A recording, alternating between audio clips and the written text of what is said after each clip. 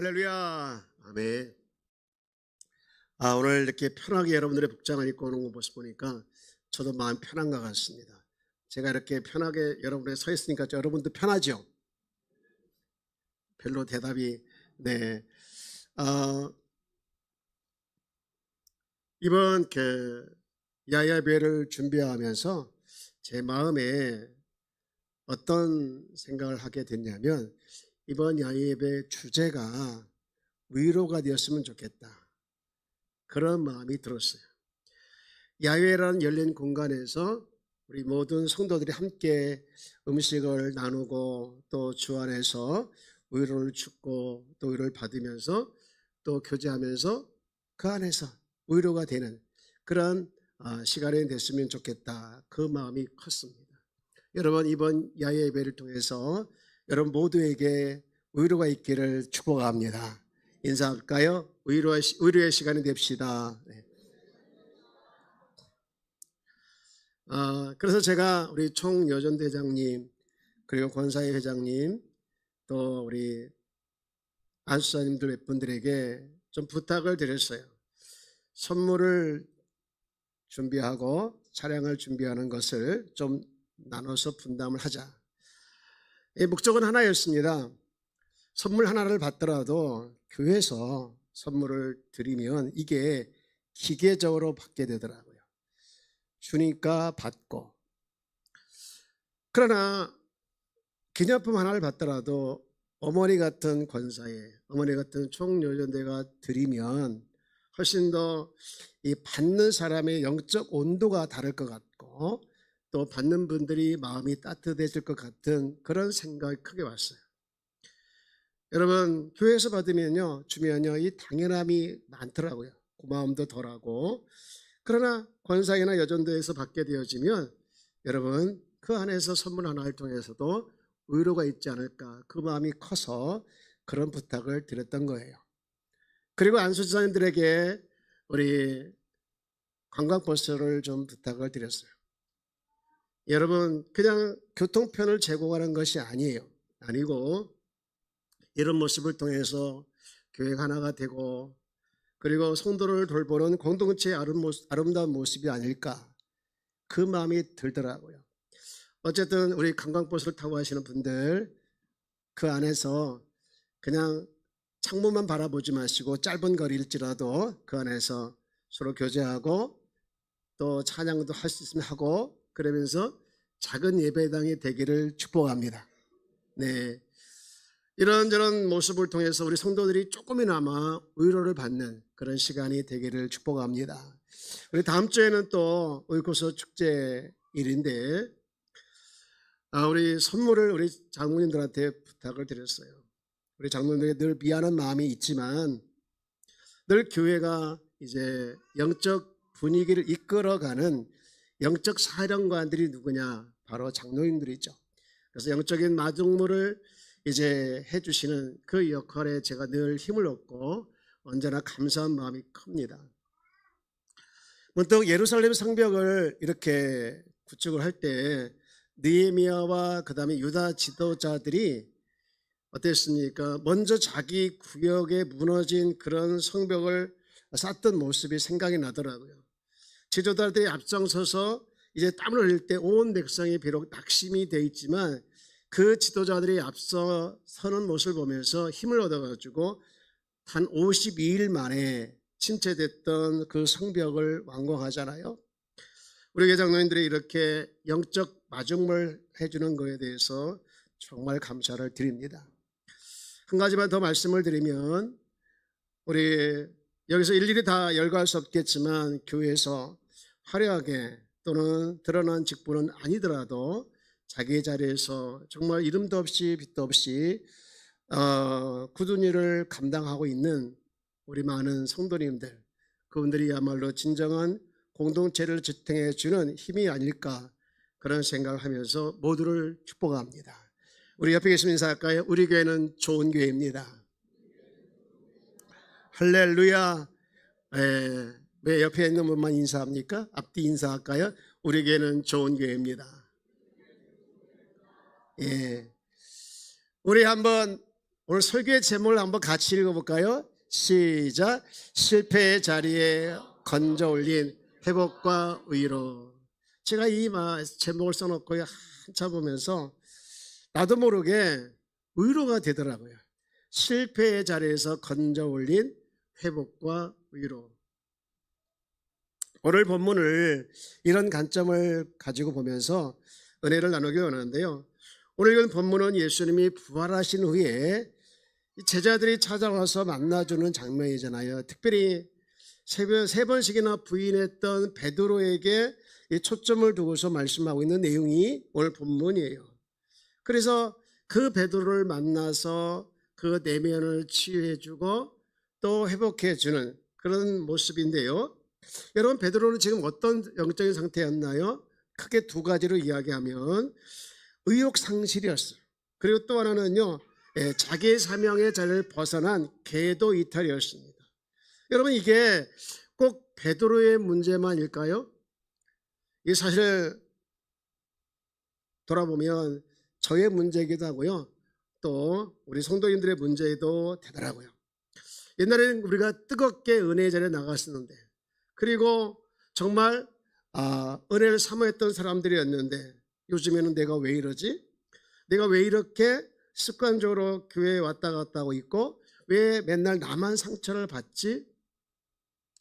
여러분, 그럴 때가 참 많습니다. 그런 분도 계시고요.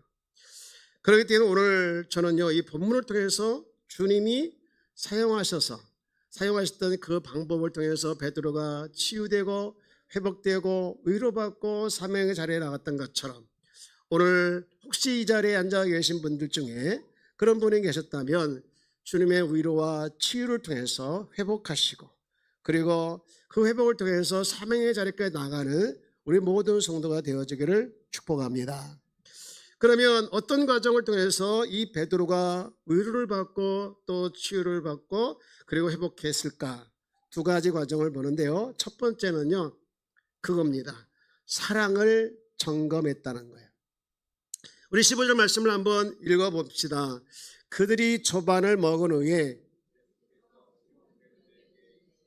요한의 아들 시몬아, 내가 이 사람들보다 나를 더, 거기까지만 읽을까요? 여러분, 좀 특이하게 예수님이 베드로를 대하는 것을 봅니다. 여러분, 우스갯소리가 있잖아요. 예수님께서 만약에 부활하셨을 때 제일 보고 싶지 않은 제자가 누굴까? 베드로가 아닐까 싶어요. 그런데 그 베드로에게 나타나셔서 하시는 말씀이, 여러분, 보고 싶지 않은 베드로, 정말 그 베드로에게 나타나가지고 너 왜 그랬냐 하면서 분노하며, 또 그게 안 되더라도 조금 혼을 내든가 그렇게 접근을 했어야 되는데 완전 생뚱맞게 뭐라고 하냐? 너 나 사랑하니? 이런 거예요.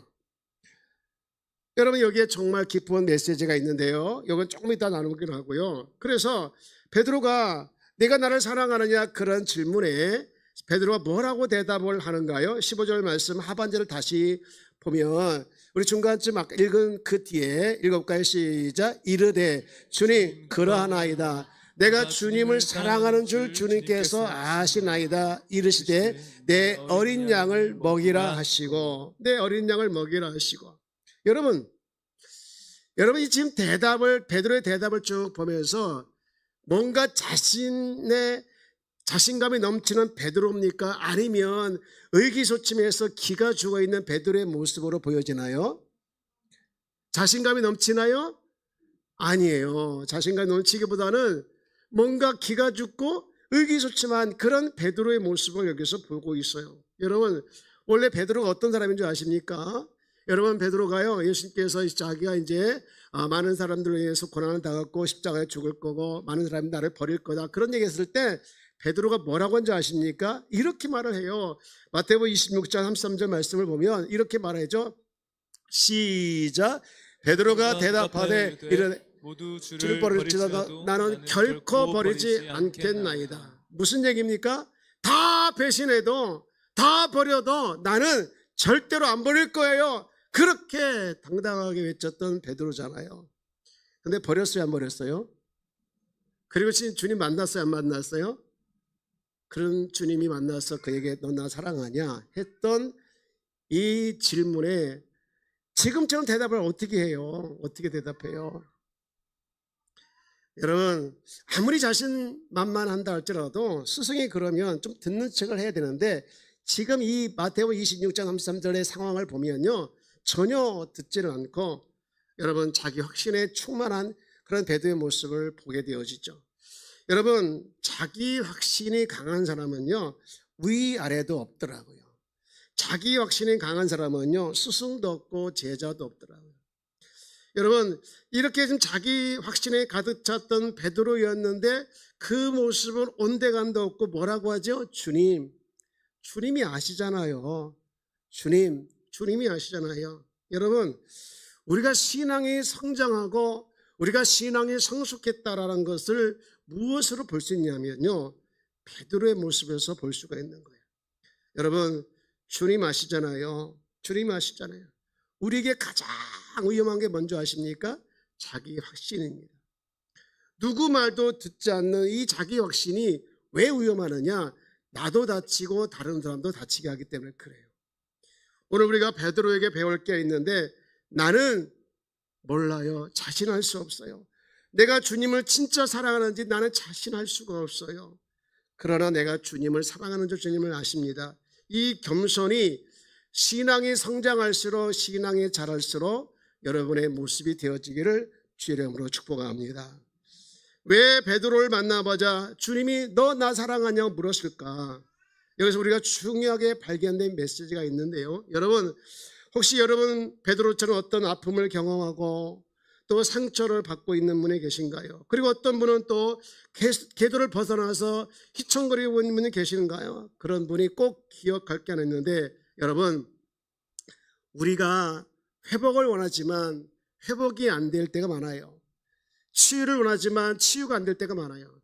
그 회복의 첫 단추, 치유의 첫 단추가 뭐냐?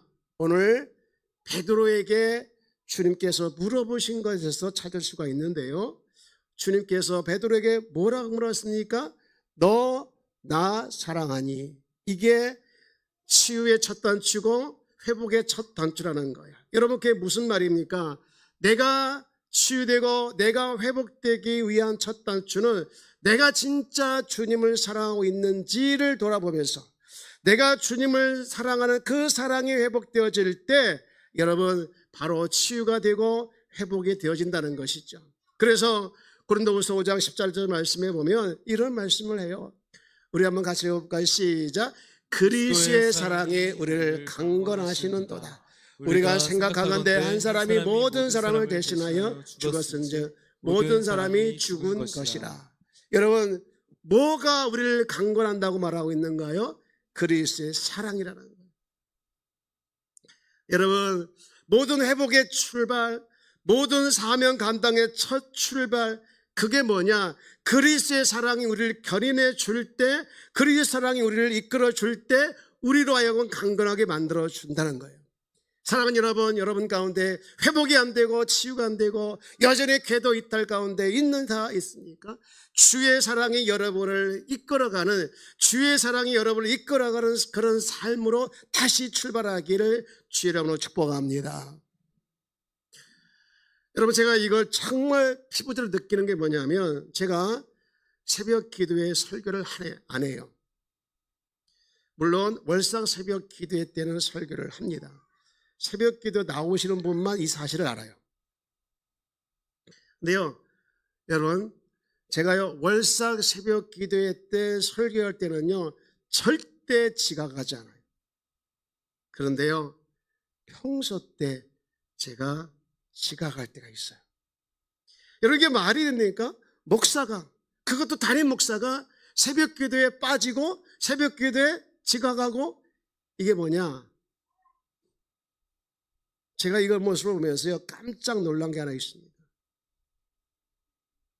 이게 내 실력이고, 이게 내 믿음이고, 이게 내 의지라는 것을 알게 되었어요.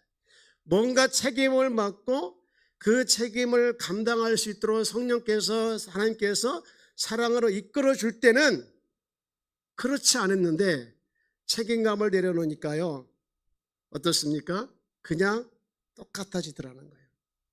여러분, 여러분에게 뭔가 책임감이 있다는 것은요, 그리스도 사랑이 여러분을 강건해서 이끌어가는 것인 줄 믿으시기 바랍니다. 그러나 내게 책임감이 없으면요, 지각하는 거요, 밥 먹듯이 하고요. 내가 책임감이 없으면요, 그냥 내 믿음, 내 의지 꺾여서 그냥 그대로 살아갈 때가 많이 있어요. 사랑하는 여러분, 여러분 십자가의 사랑, 그리스도의 사랑이 여러분을 견인해 줘서 다시 한번 그리스도의 사랑 가운데서 회복되어지고, 그래서 치유가 되어져서 여러분 옛날로 돌아가는, 옛날에 그 열심히 했던 그 은혜의 자리에 돌아가는 우리 모든 성도가 되어지기를 주의 이름으로 축복합니다. 여러분, 여러분에 맡겨진 무슨 일을 감당할 때에 여러분의 실력으로 하지 마십시오. 그리스도 사랑으로 여러분을 이끌고 가야 하는 거예요. 지금 내가 힘들고 지쳐있다는 것에 지쳐있고 불평스럽고 하는 것이 마음에 안 들고 의욕도 상실하고 그러고 사명의 자리에서 기회도 있다 하셨나요? 그러면 먼저 나를 주님의 사랑과 연결해서 한번 점검해 보길 바랍니다. 내가 주님을 사랑하고는 있는지, 내가 주님을 사랑하고 있기는 한지. 베드로에게 처음 물어봤을 때 너 왜 나 배신했어? 너 왜 막 그딴 짓을 했어? 라고 혼내기 전에 맨 먼저 했던 질문, 네가 나 사랑하느냐? 네가 나를 사랑하느냐? 그 질문을 왜 했을까요? 사랑을 다시 회복해서 그 사랑과 접속해서 이렇게 세우려고 그 질문을 했던 것이죠. 여러분, 이것이 여러분의 힘이 되길 주의 이름으로 축복합니다. 이것이 여러분을 이렇게 세우는 강력한 동기가 되어지기를 주의 이름으로 축복합니다. 그리스도의 사랑이 나를 강건하시는구나, 그리스도의 사랑이 나를 이끌어가고 있구나, 이것이 여러분의 힘이고 여러분의 능력이고 여러분의 실력이 되기를 주의 이름으로 축복합니다. 그런가 하면 두 번째, 베드로의 삶을 회복했던 또 하나가 있는데 그것이 뭐냐? 다시 사명을 붙잡는다. 읽어볼까요? 시작. 다시 사명을 붙잡는다. 여러분, 요한복음 21장 15절 말씀을 보면 예수님께서 저반을 먹으신 후에 예수님께서 베드로에게 시몬아 네가 나를 사랑하냐 질문하신 다음에 뭐라고 명령을 하죠? 맨 끝으로 한번 읽어봅시다. 시작. 이르시되, 맨 끝줄만 읽어봅시다. 시작. 내가 주님을, 시작. 내가 주님을 사랑한 줄 주님께서 아시네. 이르시되 내 어린 양을 먹이라 하시고. 뭔 사명을 줍니까? 내 어린 양을 먹이라. 뒤에 보면 내 어린 양을 치라, 이런 말도 나오죠. 반복해서 이 세 번씩이나 얘기하는데요. 여러분, 왜 이 사명을 주셨을까요? 그 사명을 주신 이유를 요한복음 10장 11절에서 찾을 수가 있는데요. 요한복음 10장 11절 말씀을 한번 찾아봅시다. 이렇게 되어 있어요. 시작. 나는 선한 목자라, 선한 목자는 양들을 위하여 목숨을 버리나. 여러분, 예수님이 얼마나 양을 사랑했으면 목숨을 버릴 정도로 소중히 여겼다는 거예요. 그래서 목숨을 버릴 정도로 소중히 여기는 당신의 양들을 먹이는 이 일을 지금 베드로에게 맡기는 거예요. 여러분, 교회가 교회답고 성도가 성도다워지는 길이 있다면 그게 뭘까요? 그것은요, 주님이 귀하게 여기는 것을 나도 귀하게 여기면 그게 성도다운 모습이고, 주님이 귀하게 여기는 것을, 주님께서 귀하게 여기는 것을 귀하게 여기는 교회가 있다면 그 교회는 교회가 교회다운 모습이라고 볼 수가 있어요. 저 같은 목사가 참 두려운 게 있는데요. 그것은 생명처럼 주님께서 여기는 그 양들에게 혹시나 말로 상처를 줄까 봐 두려워요. 이 부분은 저만에 있는 거 아니라 우리 중직들, 교회 리더들에게 특별히, 또 모든 성도에게 특별히 다 되는데요. 여러분, 우리는 교회 올 때 그래서 기도해야 합니다. 주님, 혹시 내 말이 주님이 생명처럼 여기는 어떤 양에게 상처를 주지 않도록 주님 내 입술을 다스려 주옵소서. 여러분, 이게 교회 안에서만 해당이 될까요? 진짜 교회 생활은 교회 밖에서 한다고 했잖아요. 교회 밖에도 마찬가지예요. 여러분, 혹시 교회 입구에 들어올 때 장미꽃 보셨나요? 너무 작게 해서 안 보였죠? 그 누가 갖다 놓은 줄 아십니까? 이래봬도 제가 갖다 놨어요. 제 평생 처음으로 꽃을 사고 그것을 처음으로 교회에 갖다 놓은 사람이에요. 대단하지요? 아니, 제가 박수 받으려고 하는 게 아니에요. 박수 받으려고 하는 게 아니라니까요. 진짜로. 제가요, 이렇게 화원을 지나가는데, 그날따라 꽃이 눈에 들어오는 거예요. 그래서 그 꽃을 보면서 굉장히 제 마음이 막 따뜻해지고 제 마음에 치유가 되는 거예요. 치유가 되는 거예요. 그때 약간 좀 속상한 일이 있었거든요. 근데 그 꽃이 나를 치유해 주더라고요. 그래서 제가 그 꽃을 달라고 했어요. 사가지고 교회 갖다 놓은 이유가 혹시 나같이 뭔가 좀 속상한 거나 또 뭔가 마음에 언짢은 분이 있으면 꽃을 보고 치유받으라고. 치유받기를 축복합니다. 믿거나 말거나. 제가 사실은 그 얘기하려고 하는 게 아니고요. 그 꽃가게 주인을 얘기하려고 하는 거예요. 이렇게 보니까 그분이 젊어 보이더라고요. 그래서 제가 물었어요. 혹시 이 꽃을 늘 팔고 계시니까 늘 마음이 좋겠어요? 그랬더니 그냥 피식 웃고 말더라고요. 무슨 얘기예요? 꽃을 팔아도 늘 마음이 좋은 건 아니라는 거예요. 그래서 나도 모르게 왜 그런 말 했는지 모르겠지만 저도 모르게 그런 말 했어요. 꽃을 팔면서 한번 이 일을 하는 거에 대해서 의미를 부여해 보세요. 저 같은 사람에게 이제 마음이 속상한 사람이 치유받게 하는 것이 내 일이고, 그리고 세상을 밝게 하는 것이 내 일이다. 이렇게 의미를 갖게 되어지면 이 일이 진짜 가치가 있고 진짜 소중하지 않을까요? 제가 그렇게 했어요. 그랬더니 그분이 저한테 눈치를 주기를 꽃이나 사가지고 왜 나한테 그런 말을 하냐, 그 눈치였어요. 근데 중요한 것은요, 나올 때 그분이 저한테 꽃 한 송이를 더 주더라고요. 무슨 얘기요? 제 말이 싫지는 않았다는 얘기죠. 여러분, 사람이 삶의 의미를 찾을 때 진정한 회복이 일어납니다. 이 자살을 계획하던 청년이 신부를 찾아와서 제가 자살할 이유 100가지가 넘습니다 하면서 쭉 얘기하더라는 거예요. 그러면 그 이야기를 들으면 보통은 뭐라고 해야 돼요? 그래도 살아야 합니다. 근데 이 신부는 괴짜였나 봐요. 그러면 자살하세요. 그런 거예요. 근데 한 가지만 저 좀 도와주고 자살하면 안 돼요? 뭐요? 제가 좀 이러이러 일을 하고 있는데 도와달라고. 그래서 그래, 죽기 전에 한번 좀 뭐 도와주고 죽자. 그래서 그분이 일을 하나를 도와주기 시작했어요.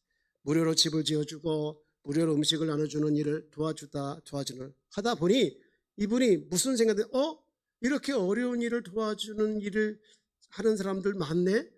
나보다 더 어려운 사람을 도와주는 일이 참 보기가 좋네? 그러면서 자기가 삶의 의미를 찾기 시작한 거예요. 그리고는 그 다음부터 이제 여러분, 자살을 거꾸로 하면 뭐죠? 살자가 된 거예요. 여러분 삶에 지금 의미가 부여되고 있습니까? 사람들은요, 먹는 것에 그리고 건강에 의미를 부여하며 살아가요. 좋습니다. 그런데 나는 어떠냐? 나는 어떤 의미를 지금 내 삶에 어떤 의미를 부여하고 있고 그것을 붙들며 살아가고 있느냐? 여러분, 오늘 우리 교회가 사실은 창립 16주년이 되는 날입니다. 감사 예배를 같이 겸하여 드리는 날이기도 한데요. 여러분, 지금 우리 교회가 어디에 의미를 두고 가야 할까? 어디에 사명을 두고 가야 할까? 여러분, 우리 교회가 어디에 의미를 두고 어디에 사명을 둬야 할까? 바로 다음 세대의 사명에 의미를 둬야 합니다. 우리 주일학교가 살고 청소년 때 아이들이 주님을 만나고 20대 청년들을 도와주고 그리고 가장 힘들고 분주하다고 하는 30, 40대에게 복음이 들어가게 되어지면 예배가 회복되어지고 그들의 영이 살아나서 하는 일에 의미를 두게 될 것이라는 것이죠. 그리고 교회의 공동체를 뜨겁게 사랑하는 모습을 통해서 세상 사람들이 우리 교회의 공동체를 보며 관심을 갖게 되고 들어오게 하는 일이 얼마나 의미 있게 되냐, 이 말이죠. 여러분, 우리가 왜 이 오이콧을 할까요? 오이콧 캠페인을 하는 이유는 단 하나입니다. 그것이 교회의 본질이기 때문에 그래요. 죽어가는 영혼들이 복음으로 살아나고 예배가 살아나고 이 땅에 세워진 공동체 살아나는 이 일을 감당하는 것이 교회의 본질이기 때문에 그런 것이죠. 이제 말씀을 정리합니다. 이 예배 자리에 나오신 여러분 가운데 혹시 베드로가 영적으로 의욕이 상실하고 또 사명 자리에서 계속 이탈했던 것들이 베드로의 모습뿐만 아니라 나의 모습이고 혹시 여러분의 모습이었다면 베드로를 만났던 그 주님을 만나서 베드로와 베드로와 주님의 사랑이 접속되어져서 회복되어졌던 것처럼 여러분도 그렇게 회복되어지는 은혜가, 또 치유되는 은혜가 여러분 안에 일어나기를 주 이름으로 축복합니다. 그러기 위해서는 내가 먼저 주님을 사랑하고 있는지 돌아보십시오. 그리고 그 사랑으로 접속되어서 그 사랑의 힘으로 일어서기를 주 이름으로 축복합니다. 그리스도의 사랑이 나를 강건하게 하신다는 그 사랑이 나를 이끌어 간다면 여러분, 그것이 바로 나로 하여금 나되게 살게 하는 강력한 힘이 되어지고, 그리고 주님께서 맡겨진 귀한 사명을 여러분 모두가 다 감당하는 그런 은혜가 있게 되리라고 믿습니다. 이런 교회가 우리 교회가 되었으면 좋겠어요. 여러분, 지금까지 우리 교회는 16년이라는 시간을 달려왔어요. 앞으로 10년, 20년 계속해서 달려갈 텐데, 여러분 정말 우리 교회가 어떤 교회가 되어야 될까? 저를 한번 따라할까요? 교회가 교회되고 성도가 성도되는 이런 소원이 여러분의 소원이고 우리의 소원이 되어져서 그런 교회가 되어지기를 주의 이름으로 축복합니다.